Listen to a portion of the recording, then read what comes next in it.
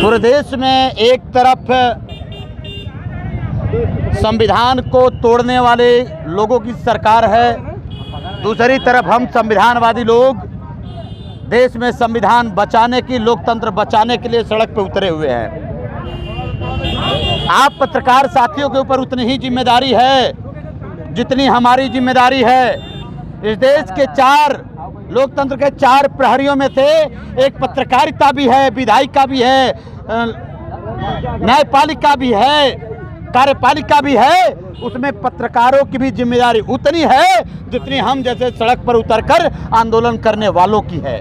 देखिए, मैं आपको एकदम बात साफ कर दूं, नरेंद्र मोदी जी 2000 के पहले ओबीसी थे ही नहीं, तो उनका जो ब्लड है वो ओबीसी का नहीं है। वो ओबीसी के बारे में नहीं सोचते।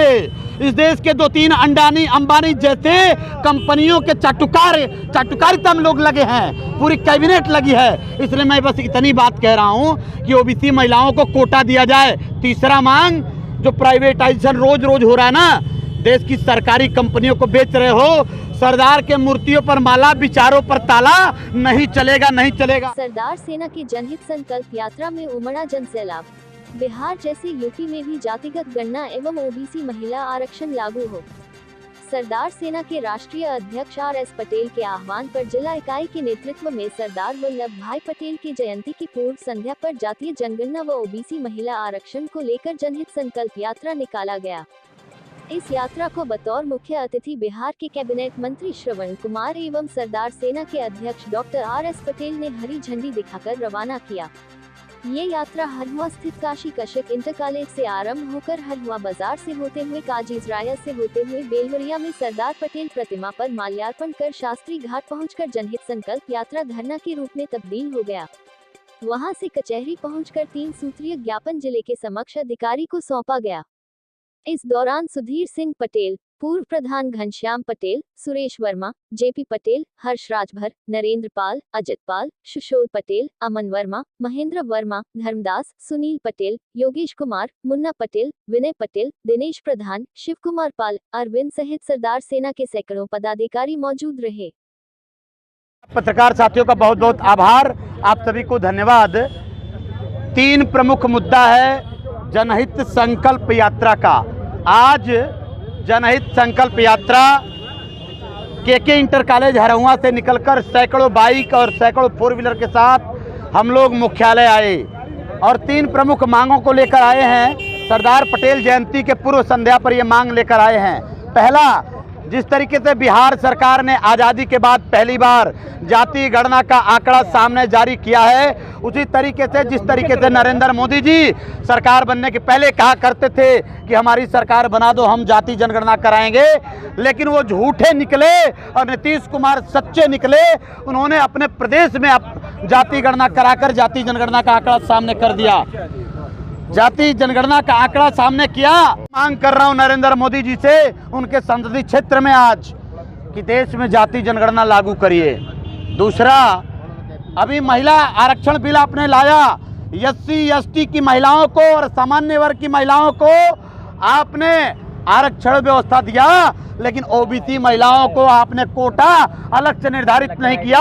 यह ओबीसी वर्ग के महिलाओं के साथ और पूरे ओबीसी समाज के साथ आपने गद्दारी किया है, कुठाराघात किया है। जय सरदार, जय सरदार। तीसरा, जय सरदार।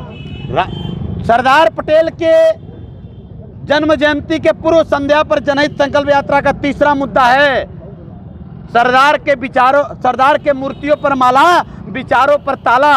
मोदी जी की सरकार ने देश को बर्बाद कर डाला, अब नहीं चलेगा। जय जय जय जय सरदार, जय सरदार, जय सरदार, जय जय जय जय जय भी। साहब ने, डॉक्टर अंबेडकर ने, सरदार साहब अपने टेन्योर में इस देश के तमाम प्राइवेट कंपनियों को सरकारीकरण, राष्ट्रीयकरण करने का काम किया।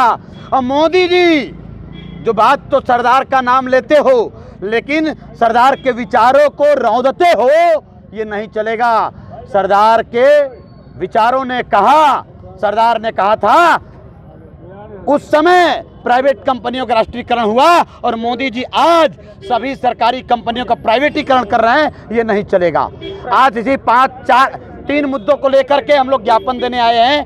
आज की यात्रा के मुख्य अतिथि बिहार के कैबिनेट मंत्री नीतीश कुमार के प्रतिनिधित्व करने आए केंद्रीय वहाँ के कैबिनेट मंत्री श्रवण कुमार जी आए हैं, उनके नेतृत्व में यात्रा निकाला गया। मोदी जी तो खुद ही ओबीसी कहते हैं कि मैं ओबीसी हूं। 2000 के पहले मोदी जी ओबीसी नहीं थे, अब मोदी जी ओबीसी हो गए।